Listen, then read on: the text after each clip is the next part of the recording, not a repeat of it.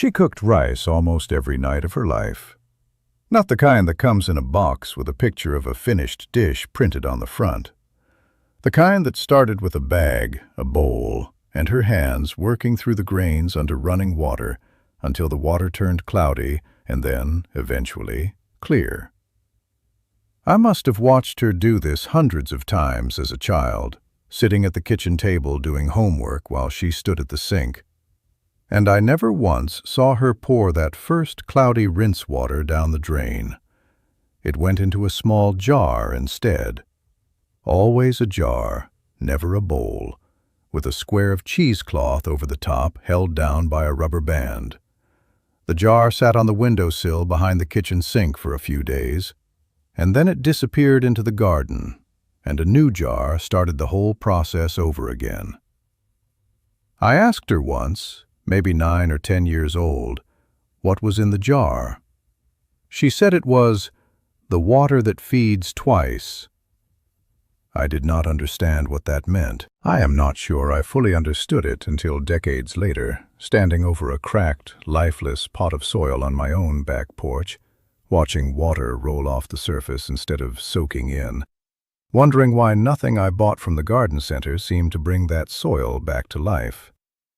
The pot had been beautiful once, store-bought potting mix, a name-brand fertilizer applied exactly as directed every 2 weeks, and still, somehow, the soil had turned pale and hard, pulling away from the sides of the container, repelling water like wax.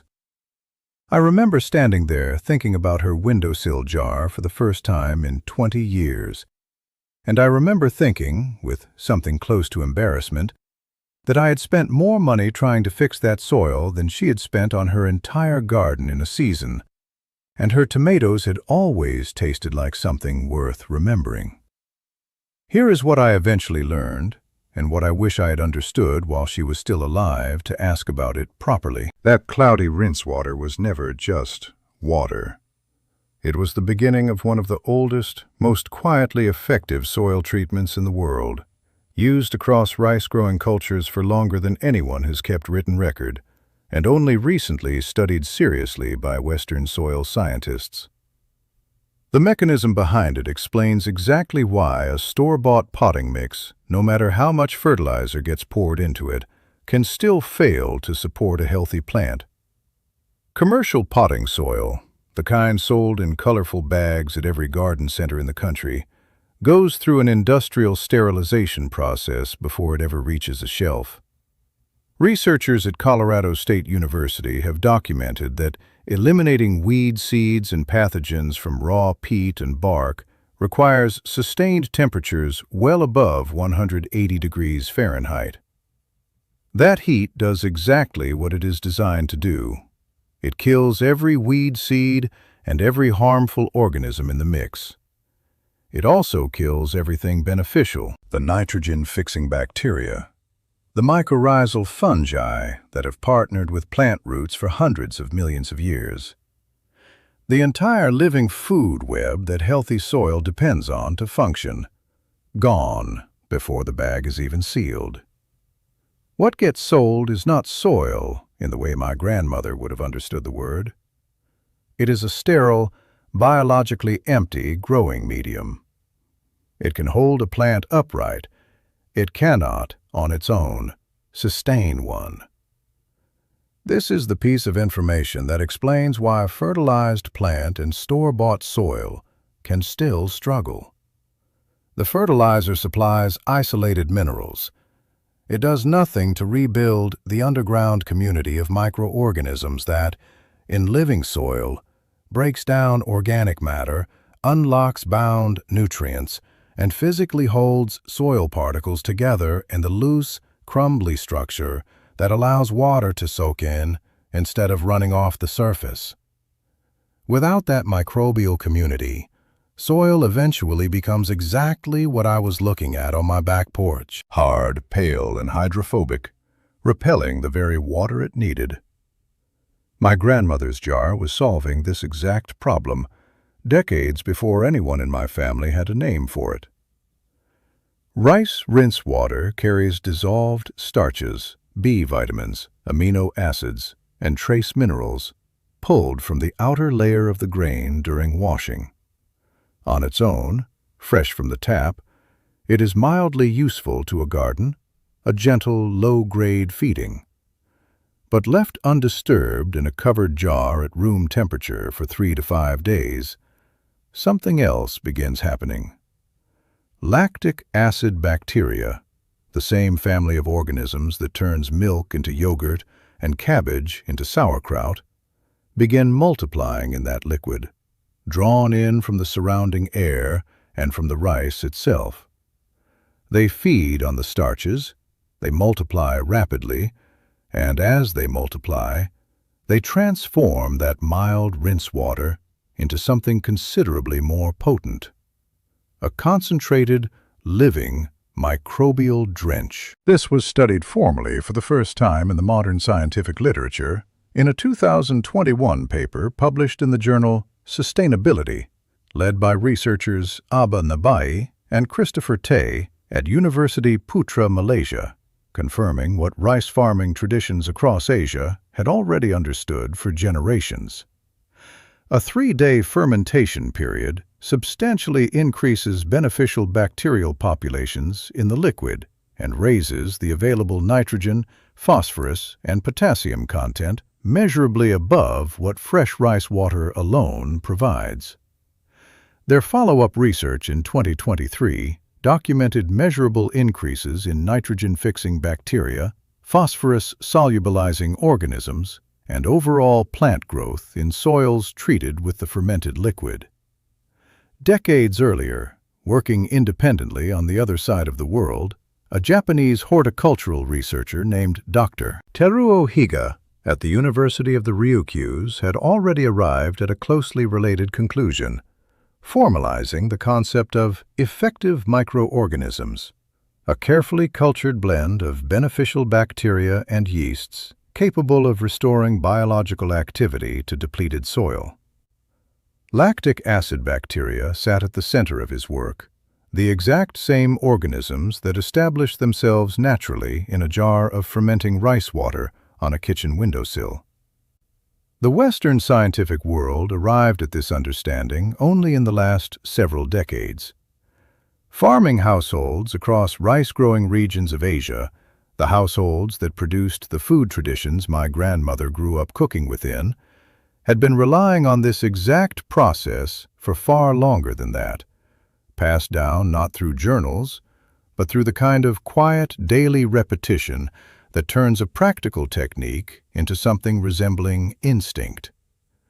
She never read a paper on lactic acid bacteria. She knew the smell to wait for, and she knew when the jar was ready. Here is exactly how to recognize that moment, because getting it right is what separates an effective brew from a wasted one. The finished ferment should carry a faint, sour smell, clean and almost bread-like, similar to the smell of a sourdough starter on the morning it is ready to bake. A few small bubbles may be visible rising slowly from the bottom of the jar. The liquid often shows a slight separation, with a thin layer of cloudiness settling toward the base, while the liquid above clears slightly. These are the unmistakable signs of healthy lactic fermentation, the same signals a sourdough baker watches for, the same signals my grandmother apparently watched for without ever using that word.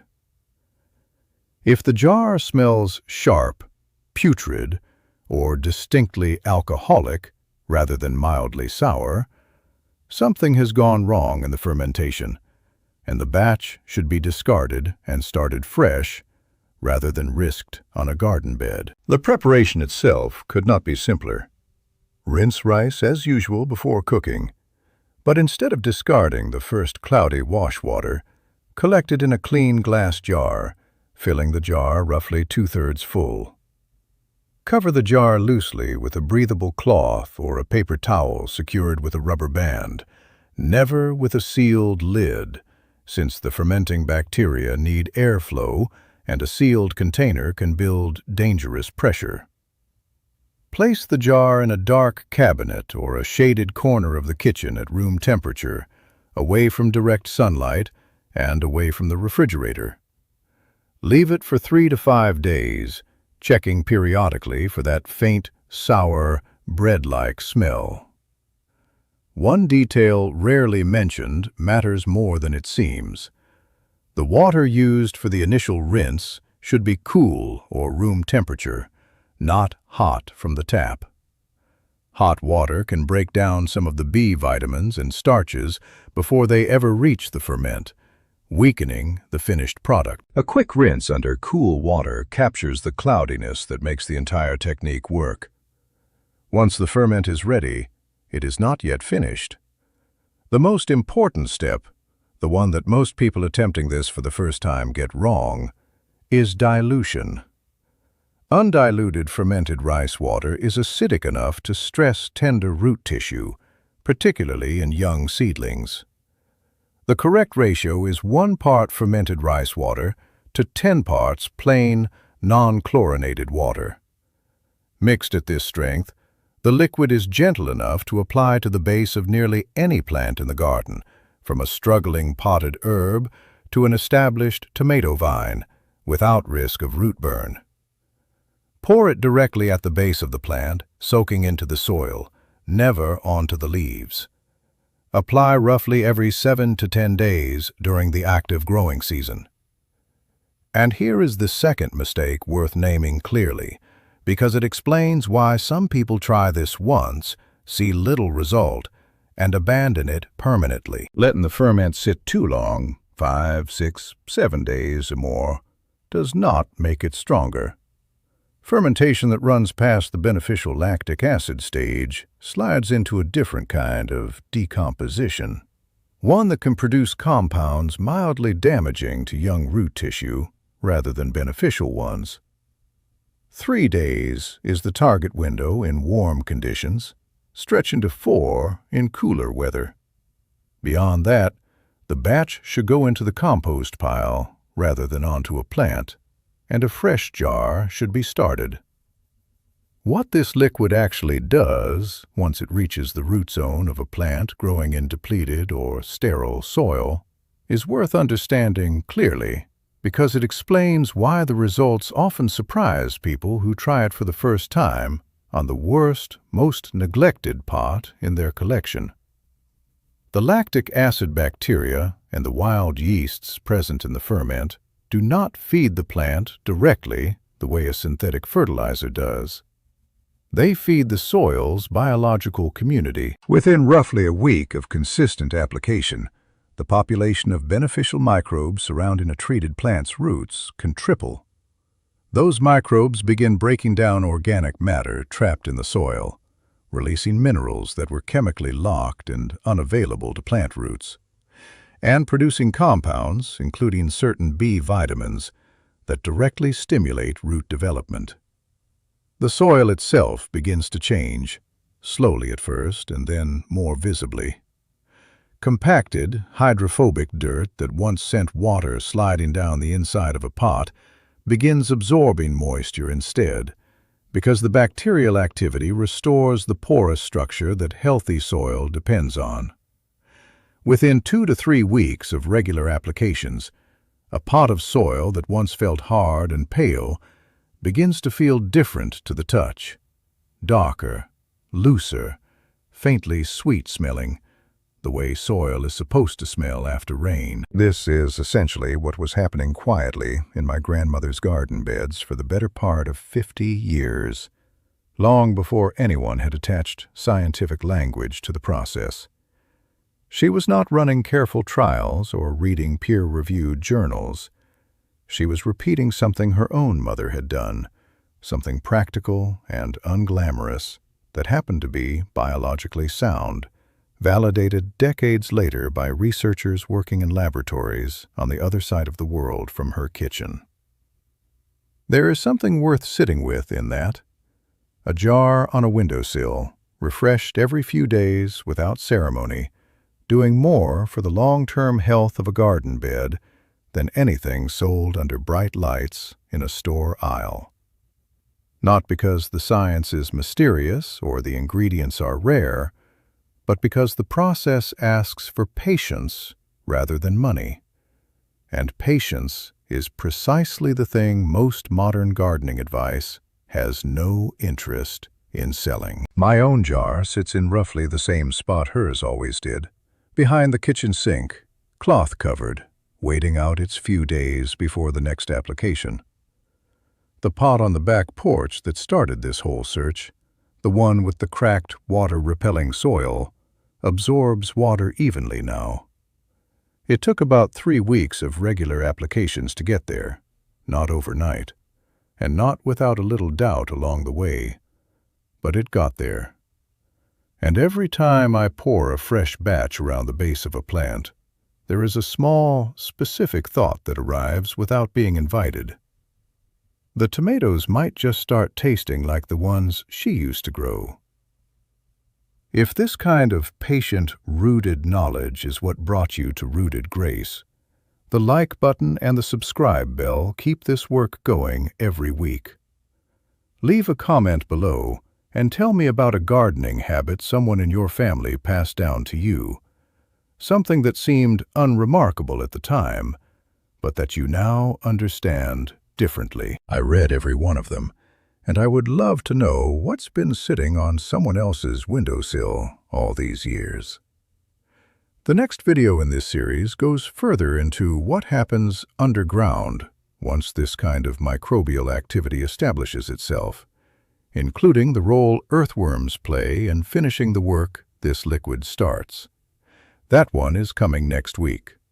Until then, save the rice water, find a quiet jar, and let it tell you when it's ready.